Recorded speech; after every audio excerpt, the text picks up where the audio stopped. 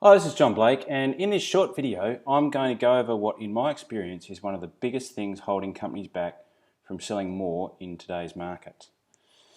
And what I'm going to cover is why companies focus too much on product knowledge, why it's a mistake and can actually kill sales, one idea that you can use today that marries the two up, and that is what we are going to cover off on. So why do companies focus too much on product knowledge, and isn't that something that everyone needs to know? And why is that a problem? Okay, well, good question. And the bottom line is that reps actually do need to know about it. So people who work with these companies do need to understand about product knowledge, because everyone gets excited about new stuff. So when you're working for a company, you're psyched on the brand, you're psyched on the product. When something new comes out, you get really excited about it. And there's a real buzz, around the business and the company about a new product. And often when you work within an organization, you become so good on product knowledge that you actually forget what it means when you're actually having a conversation with someone who doesn't have the same level of understanding as what you do. Because it is hard to keep up with, people immerse themselves in it, but what happens is that it's boring.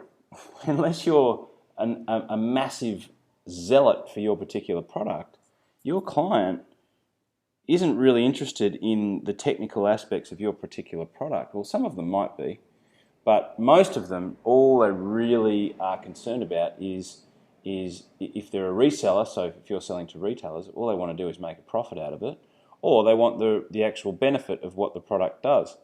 So a good example is Casey Stoner. I mean, he is a particularly good motorbike rider, but knows very little about the mechanics of his bikes. And that's something that has been talked about as a negative to his performance, because he actually doesn't really understand about the engine. He just knows how to ride. So the benefit is being able to ride the bike. The technical product knowledge relates to the mechanics of the bike, and not everyone is psyched on the mechanics of the product, and the mechanics relates to the actual product knowledge around your particular product. So don't kid yourself, the majority of product knowledge is actually boring to your client unless they're a full-on zealot.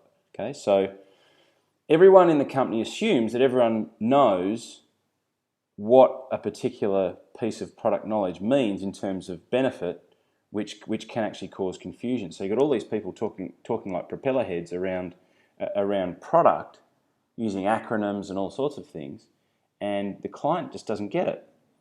And many times, and this is probably the biggest mistake, is that product knowledge exists independently of the sales conversation. So reps are so psyched about product is that they start talking about product too early in the conversation, because especially if the company puts an emphasis on product knowledge, it's nice to, or it feels good to show to your client that you know about your product. So people get proud about that. They get excited about that, and they talk about it, and they talk about it too much, and they forget about the idea that your client is actually buying benefits and not product knowledge, and in most cases doesn't actually really care about product knowledge. So unfortunately, what you get is a product knowledge spiel or a product knowledge presentation that exists independently of an actual process that you need to take the client on to actually help them to buy. So we're going to talk about that process and where product knowledge fits in a minute. So essentially it gets talked about at the wrong stage of the process, which is what I'm saying. So how and where to talk about product knowledge? Okay, so talk about it at the right time. Okay, so you're not going to talk about product knowledge right at the beginning of the conversation. There is a particular time that it works best. And not talking about product knowledge at the start of the sales conversation is very prudent. Make it benefit-based, not jargon-based. So if you use acronyms, so if internally within your company you use acronyms, you use jargon-based language, you're going to have to make the translation for your client because they're just not going to get it on their own. And this happens a lot because everyone internally within the business talks using a particular language. When you actually get in front of a client, you start talking to them, you're using all sorts of different acronyms and jargon as it relates to your particular product. No one knows what the hell you're talking about. So make it benefit based. You have to translate everything into benefits for your particular client.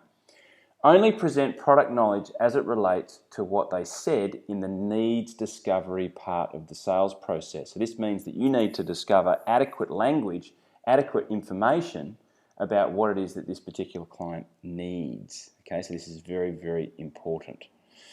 Relate everything to their needs and buying criteria. So that's really just underlining that third point, which is find out what they need and present all product knowledge as it relates to what the client said that they needed.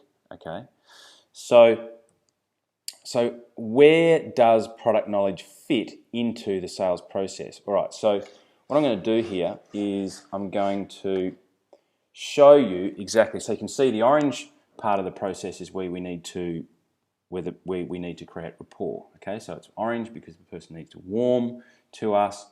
We need to make sure that we have rapport and that the person is relaxed. That's what that little qualifying between that little orange box and the blue box is. Now we need to discover the need. Okay, so we need to ask adequate questions to get 100% clarity on what it is that they are going to base their buying decision on. Okay, so that's the needs discovery zone. And then there is the present the solution, which is where we present our particular product, and therein we can talk about product knowledge, but only as it relates to the needs of the client. So don't talk about superfluous stuff that doesn't actually relate to what it is that the client said that they needed.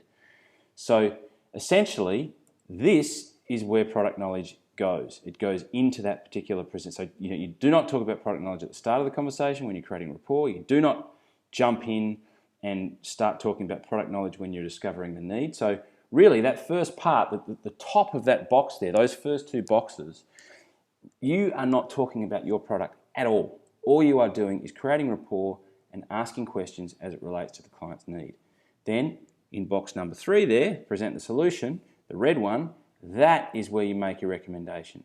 So you can use words like, well, based on what you've told me, what I would recommend is, and then you say, and based on what you've told me about this particular need, what you'll find is that with this particular product that has this particular benefit, that is going to help specifically as it relates to this particular piece of criteria that you've got.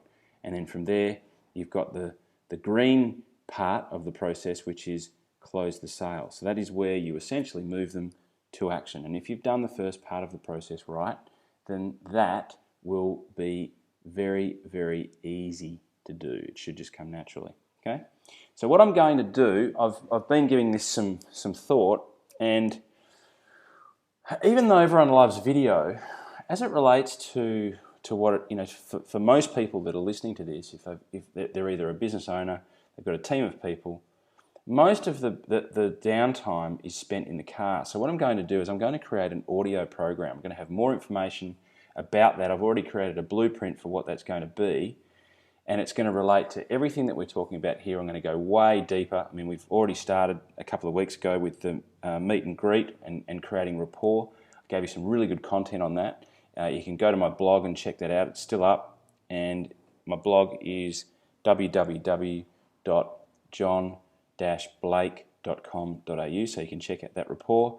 I'm going to give you specific questions on how to discover exactly what the person's buying criteria is. So exactly how they're going to make a buying decision, which then you can use specifically to make your presentation. There'll be all sorts of information on how to insert product knowledge and dialogue as it relates to each part of the process. But what I'm also going to do is provide other information as it relates to the other parts of being a rep. So things like how to maintain your energy, how to bounce back from rejection, how to get yourself out of a rut, how to recover when things aren't going so well, how to ask for money if you've got somebody who's on hold. That's just a snapshot of some of the things that you're going to get in this particular program that I'm working on. So I'll have more for you soon. I hope this was valuable. Please, if you could, leave a message underneath this particular video with a comment, with your feedback. It'd be much appreciated. I'll talk to you soon.